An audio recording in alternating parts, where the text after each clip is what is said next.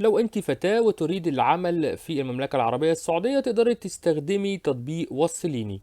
تطبيق وصليني تقدري تسجلي فيه ككابتن كمندوب وتشتغلي على عربيتك، ومش هيركب معاكي غير فقط فتيات. كل ما عليك فقط عشان تسجلي في تطبيق وصليني هتبحثي في خلال جوجل اب او اب ستور على وصليني، هيظهر لك اتنين تطبيق. التطبيق الاولاني مكتوب وصليني فقط. التطبيق اللي انت هتستخدميه عشان تسجلي عشان تشتغلي فيه كسائق في تطبيق وصليني هو شركاء وصليني. هنضغط على تطبيق شركاء وصليني ونبدأ ننزله، وهنشرح دلوقتي ازاي نسجل ككابتن او شريك. الخطوة الأولى أول لما تفتحي تطبيق وصليني للشركاء هيظهر معاكي الصفحة دي، تبدأي تدخلي رقم الهاتف، ولازم عشان تدخلي رقم الهاتف رقم الهاتف مش هتكتبي صفر، هتبدأي برقم الهاتف بتاعك اللي هو أغلبيته بيكون بيبدأ ب5. هنكتب رقم الهاتف هنا ونضغط على طلب الرمز. الابليكيشن هيبعت لنا كود على الرقم الهاتف. بعد كده هندخل الكود مرة أخرى في التطبيق في المكان هنا برضو. هيطلب منك التطبيق إن هو يحدد اللوكيشن بتاعك. عليكي طبعا إنك انت تعملي سماح للوكيشن الخاص بيكي على التطبيق، بيبدأ إن هو يتعرف على اللوكيشن وبعد كده بيظهر المنطقة اللي انت متواجدة فيها حاليا. عليك طبعا يبقى على التأكيد علشان الابليكيشن يدخل معاكي للتسجيل. ده هيطلب منك الابليكيشن انك تسمحي بعمليه اللي هو ارسال الاشعارات اليكي. عليكي انك تضغطي على السماح عشان لو في اي تنبيهات تبدا توصلك على التطبيق من خلال التسجيل. كده عليكي انك تدخلي المعلومات الشخصيه زي الاسم ورقم الهاتف.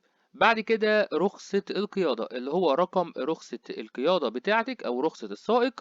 بعد كده بتبدأي في كتابة رقم الهاتف مرة أخرى وتضغطي على حفظ من هنا. عليكي إنك أنت تصوري صورة للسيارة. طبعا لازم تكوني في معاكي صورة على الهاتف بتاعك. بتبدأي إن أنت تضغطي على مكان السيارة ده وبترفعي الصورة الموجودة، ولازم طبعا تكون الرخصة بتاعة السيارة ظاهرة برضو في الصورة.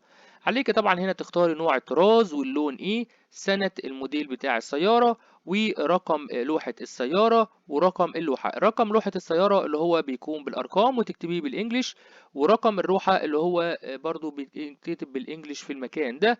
السرعة القصوى للركاب هنقول مثلا 5 أو تقريبا يعني أغلبية العربيات بتكون 5. بعد كده بتضغطي على المكان ده والمكان ده. المكان ده من خلاله تقدري انك انت تختاري عدة اختيارات.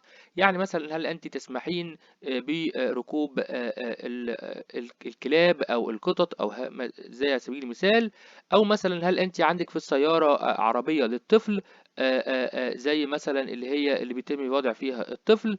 فلازم برضو انك انت تختاري المكان ده. في بعض طبعا الحاجات هنا مهمة جدا ان انت ترفعي الصور دي زي ما انتم شايفين كده.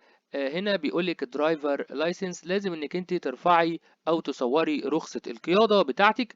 من الامام برضو بتصوري الهوية الوطنية. بعد كده استمارة اللي هي المركبة، وطبعا كل دي لازم تكون صور الاصل.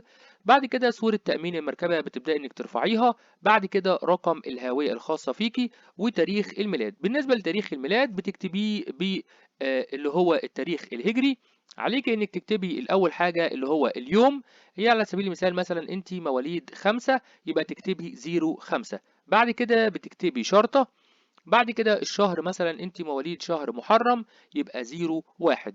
بعد كده بتكتبي السنة، لازم طبعا تسيبي برضو شرطة. بعد كده تكتبي السنة اللي هو مثلا 1408 1409 على حسب تاريخ ميلادك. بعد كده الرقم التسلسلي للسيارة بتكتبي الرقم الموجودة في النموذج. وبعد كده بتكتبي جنبه كمان رقم الخاص بالسيارة بتاعتك أو لوحة السيارة. بعد كده اللي هو حرف اللوحة اليمين وحرف اللوحة. عليكي طبعا انك تكتبي الاحرف الخاصة بيكي باللغة العربية، لكن بالنسبة للأرقام اللي احنا قلنا عليها بتكتبيها كلها باللغة الإنجليزية. كل هذه الإجراءات أو التسجيلات بتبدأي طبعا لتقديم الطلب، وطبعا يرجى الانتظار حتى تقوم الشركة بالتأكيد. طبعا لو كل البيانات اللي احنا قلنا عليها بتكتبيها صحيحة والأوراق رفعتيها كلها صحيحة، طبعا بتضغطي على تبديل الحساب وبعد كده على طول بيتم الموافقة طبعا عليكي كشريك من شركاء وصليني، او طبعا بتكوني كابتن وتقدري تشتغلي على سيارتك. وطبعا في الاوقات الفراغ بتاعتك تقدري تستخدمي السيارة، وكمان بيركب معاكي نساء في السيارة. طبعا في نهاية الفيديو ما تنسوش تعملوا سبسكرايب وتفعلوا زر الجرس، واشوفكم على خير في فيديو جديد. مع السلامة.